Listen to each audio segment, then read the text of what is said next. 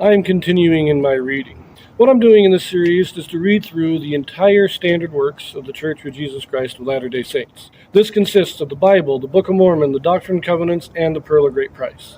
I am continuing reading in a chronological order, according to event, not according to publication or volume, so I'm skipping around a bit as I move along. And we continue in Revelation. We are in the seventh seal, a lot of weird, odd symbolism going on here that nobody really seems to know what it means, so we all just love speculating. Our last reading was the beast, and the mark of the beast, the name of the beast, the number of the beast, all fascinating stuff, but again, some stuff that we really don't know what it means yet. So now we're going to continue with these odd symbols in chapter 14. And for this video, there are no Joseph Smith translations. It is another one of those few in the book of Revelation that has none. So we will not be reading that. The Revelation of John, chapter 14. And I looked, and lo, a lamb stood on the Mount Sion, and with him 144,000, having his Father's name written in their foreheads. And I heard a voice from heaven as the voice of many waters, and as the voice of a great thunder. And I heard the voice of harpers harping with their harps. And they sung, as it were, a new song before the throne, and before the four beasts and the elders. And no man could learn that song, but the 144,000 which were redeemed from the earth.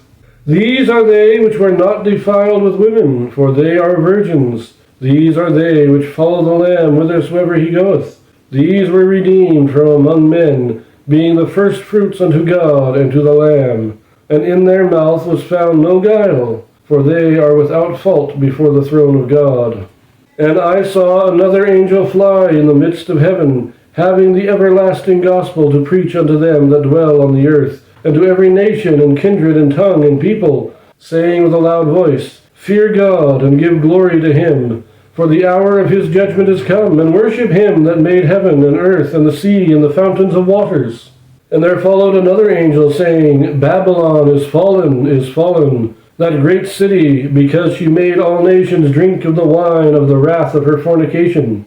And the third angel followed them, saying with a loud voice, If any man worship the beast and his image, and receive his mark on his forehead or in his hand, the same shall drink of the wine of the wrath of God, which is poured out without mixture into the cup of his indignation. And he shall be tormented with fire and brimstone in the presence of the holy angels and in the presence of the Lamb. And the smoke of their torment ascendeth up for ever and ever, and they have no rest day nor night who worship the beast and his image, and whosoever receiveth the mark of his name. Here is the patience of the saints. Here are they that keep the commandments of God and the faith of Jesus. I have heard a voice from heaven saying unto me, Right blessed are the dead which die in the Lord from henceforth. Yea, saith the Spirit, that they may rest from their labors, and their works do follow them.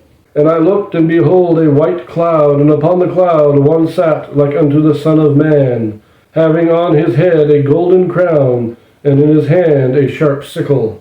And another angel came out of the temple, crying with a loud voice to him that sat on the cloud, Thrust in thy sickle and reap, for the time is come for thee to reap, for the harvest of the earth is ripe. And he that sat on the cloud thrust in his sickle on the earth, and the earth was reaped. And another angel came out of the temple which is in heaven, he also having a sharp sickle. And another angel came out from the altar, which had power over fire, and cried with a loud cry to him that had the sharp sickle, saying, Thrust in thy sharp sickle, and gather the clusters of the vine of the earth, for her grapes are fully ripe. And the angel thrust in his sickle into the earth, and gathered the vine of the earth, and cast it into the great winepress of the wrath of God. And the winepress was trodden without the city, and blood came out of the winepress, even unto the horse's bridle, by the space of 1,600 furlongs. So a furlong is 1/8 of a mile, or 660 feet, and 1,600 furlongs would then be 200 miles. So it says, the blood came out of the winepress, even unto the horse's bridle, by the space of 1,600 furlongs. So up to the horse's bridle, that's going to be about between 5 and 6 feet, depending on what horse you got. And it's 200 miles long. The blood is flowing for 200 miles. That's, of course, symbolic. But honestly, there's a lot of things I don't The specifics of this chapter I don't understand. However, most of this seems to be talking about the immediately preceding the second coming. We have the Christ, of course, the Son of Man on the cloud. He reaps the earth and he takes out all the righteous. Then we have the other two angels, one with a sharp sickle and one having power over fire. They're going to purge the earth of all the wicked. So this seems to be, it's very similar to section 88 in the Doctrine and Covenants, where it describes the various angels blowing their trumpets and the dead rising.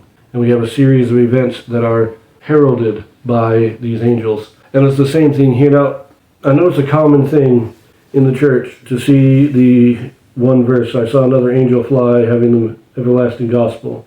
We see that a lot as the Moroni coming with the Book of Mormon. I'm not so sure. I mean, that's definitely one way to see it, and scriptures frequently have multiple interpretations. But this is talking still about the seventh seal, I'm pretty sure, which would indicate to me that there's going to be a renewal of the gospel, or just before the second coming, there's going to be another angel flying through heaven declaring the gospel. And so it's again going back to section 88, where we have all these angels that are proclaiming with trumpets the next stage of the second coming. And that's what this seems to me, is that one of the first things that's going to be proclaimed as Christ is returning, you might say, is that there will be a renewal of angelic ministry. But at the same time, I'll be honest that if we go back to chapter 10, with John receiving his commission, the little book that he eats and is sweet in his mouth and bitter in his belly, from that point on, we may not be talking about the seals anymore. He saw the seals gave an overview of each of the 1,000 years and what would happen in those 1,000 years. Then beginning in chapter 10, he gets his commission, and we get different information. Whatever we get, it kind of goes out of order now. It's no longer talking about the last days, but it's going kind of back and forth. Of course, we have the two prophets that are going to be there. Those are definitely in the last days. But then we have the war in heaven, and the war in heaven symbolizing the apostasy that was going to come before the last days.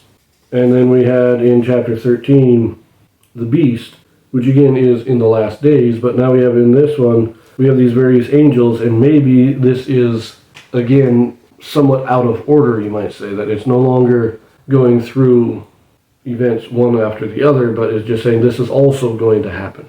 And so that these angelic ministries are not the second coming, as it is described in section 88, which still very much reminds me of that, but maybe it's different periods of angelic ministration in some way.